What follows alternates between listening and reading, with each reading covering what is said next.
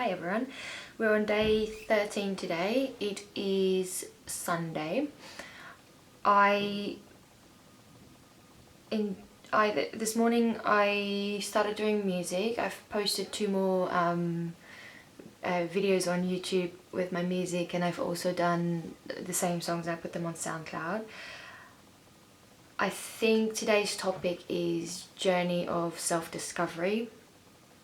And also, I was thinking that I'll do it every second day up until the 21 days, and then I'll reevaluate if I want to continue doing a video every second day, or maybe move to once a week, as this thing is going to go on for months according to the government. So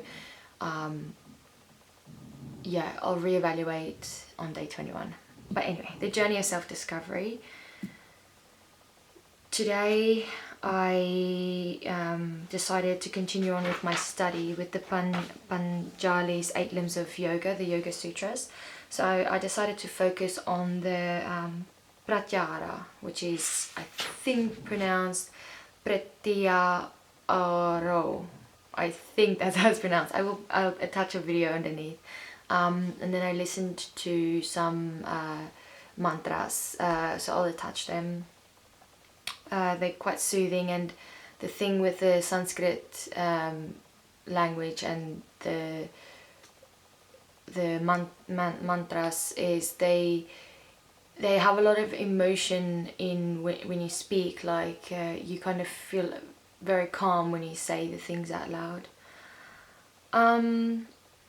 So the Pratyahara is connecting the external world into your internal world, as I understood it. I will link the video. But I made a note. It says, stop seeing the external world for a while and look internally. See the universe inside yourself. And she described it as a turtle, like you're going into your shell, and kind of when the world around you gets a bit really intense, just to take a minute and look internally. I have been doing this before today as well. I realized I've actually taken, since day 1, I've taken the time to feel whatever emotions I'm feeling inside, and just redirecting the energy into positive energy if they felt a bit negative, or yeah. So that is my bit on yoga today. So then I will probably I meditated today for 30 minutes, and then the gong went off, and then I meditated for another 15 minutes with just yoga music in the background, like just the gong music in the background. So my self-discovery journey is quite lovely, because I'm starting to see that the way that the coronavirus is structured, where we just take a break from society and just focus on us for a minute and just sit in that silence with ourselves for a minute, that is something that I crave a lot more than I realize. And being able to actually have the time to do that is, I feel really relaxed and at ease and more myself, as I realized that this is something that I've always been like this. When I was a kid, I've always withdrawn a little bit, and I've just been in my own little world. Sometimes I didn't have many friends, and I didn't mind. It was just like me sitting and observing the world. I've always been an observer of the world rather than a participant, and I guess as an adult I decided to participate in the world. And what I mean by that is not just showing up to work and being there and going home. I mean as in mentally actually showing up and being, hi, I'm here, I want to be here. This year is probably the first year where I've actually checked into the world and went, I'm here, like, tick me off, I'm present, teacher. If you call my name, I'll actually concentrate and say, I'm here.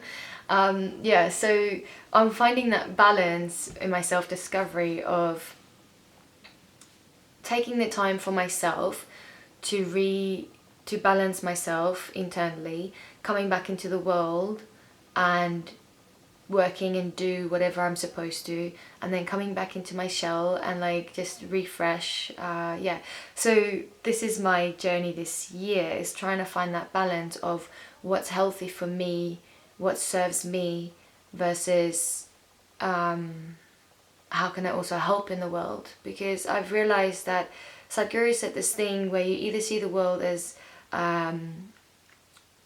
what, I can't remember his exact words, but everything's either like sacred.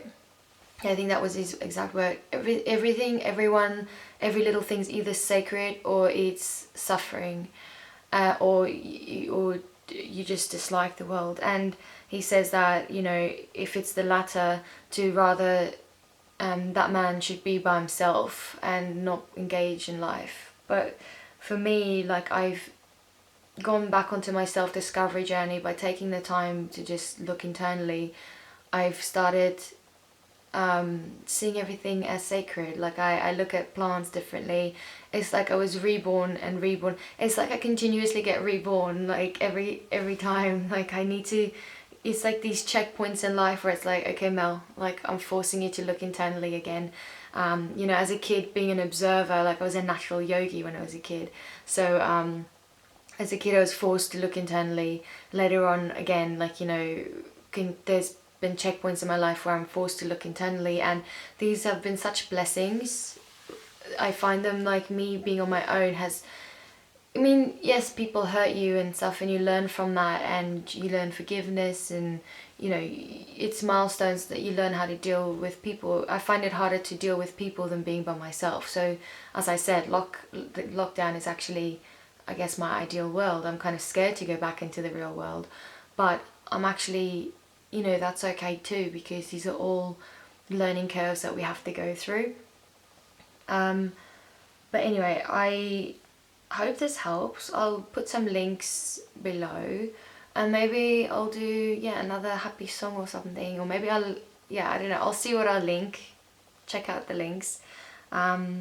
Like, dislike, comment. It's nice when you guys comment. So actually, if you guys could comment below just what you thought, like if you liked my video, if you didn't, if it was helpful, what parts were helpful, because I'm not sure if you guys are even really watching my videos.